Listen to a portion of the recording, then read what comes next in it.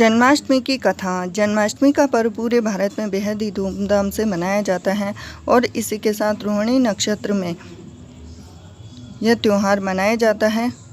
तो द्वापर युग में भोजवंशी राजा उग्रसेन का मथुरा में शासन था। वह बड़े ही दयालु थे, प्रजा भी उनका काफ़ी सम्मान करती थी, लेकिन उनका पुत्र कंस बहुत ही दुराचारी था, प्रजा को कष्ट दिया करता था। जब उसके पिता को ये बात पता चली तो उनके पिता उग्रसेन ने उन्हें बहुत समझाया, लेकिन कंस ने उनकी बात नहीं मानी।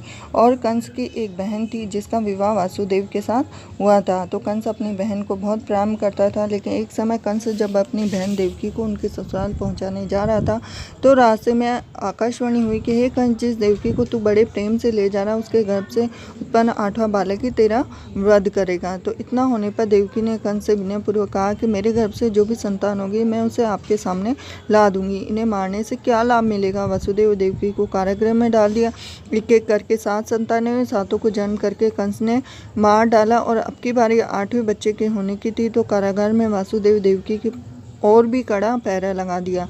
देवकी के साथ नंद की पत्नी यशोदा को भी बच्चा होने वाला था, तो वसुदेव देवकी के दुखी जीवन को देख 8वें बच्चे की रक्षा का उपाय सूझा। जिस समय वसुदेव देवकी को पुत्र होने वाला था उसी समय यशोदा के भी कन्या का जन्म हुआ, जो कि माया थी। जिस कोठरी में देवकी वसुदेव के थे उसमें अचानक चतुर्भुज भगवान प्रकट हुए। दोनों ने भगवान के चरणों में गिर पड़े और भगवान ने देवकी वसुदेव से कहा कि अब मैं पुनः नवजात शिशु का रूप धारण कर लेता हूँ, तुम मुझे इसी समय अपनी मित्र नंद जी के घर वृंदावन में ले जाओ। जिस कन्या का जन्म हुआ उसे भी कंस को दे दिया। तो भगवान ने कहा इस वातावरण अनुकूल नहीं है, लेकिन कारागृह के दरवाजे अपने आप खुल गए और यमुना पार करा दिया। तो भगवान के आदेश के अनुसार वसुदेव नवजात शिशु को लेकर कारागृह से निकल गए, यमुना को पार करके नंद जी के घर पहुंचे और कन्या को मथुरा वापस ले आए। कारागृह के फाटक वो वापस बंद हो गए। कंस व देवकी के बच्चा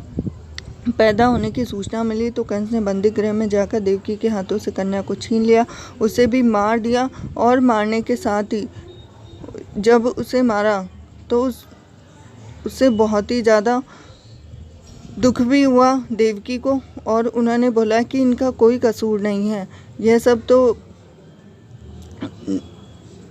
और इधर दूसरी तरफ भगवान कृष्ण ने वासुदेव और देवकी के घर में जन्म भी ले लिया। और जन्म लेने के साथ ही जब उनको कारागार में छोड़ दिया गया तो वहाँ से उन्हें वापस से नंद बाबा के घर पे ले जाया गया। और नंद बाबा के घर से उन्हें वापस से जब लाया गया तो वहाँ पर कंस ने भी उन पर बहुत ज़्यादा अत्याचार करने लग गए। और इधर दूसरी तरफ सभी बच्चों पर कंस ने अत्याचार करना शुरू कर दिया और वहाँ पर कई राक्षसों को भेजा गया। और राक्षसों को जब वहाँ पे भेजा तो फिर भी कन्हैया वहाँ पे बच गए। और इस तरह से कन्हैया ने अपने मामा कंस को मारा और मार कर बुराई पर अच्छाई की विजय प्राप्त की है। तो इस तरह से कृष्ण कन्हैया लाल की जयंती मनाई जाती है उनके जन्म के उपलक्ष्य में। तो वीडियो अच्छा लगे तो वीडियो को लाइक कीजिए, चैनल को सब्सक्राइब कीजिए, बेल आइकन बटन दबा दीजिए। तो मिलती हूँ नेक्स्ट वीडियो में। हरे कृष्णा।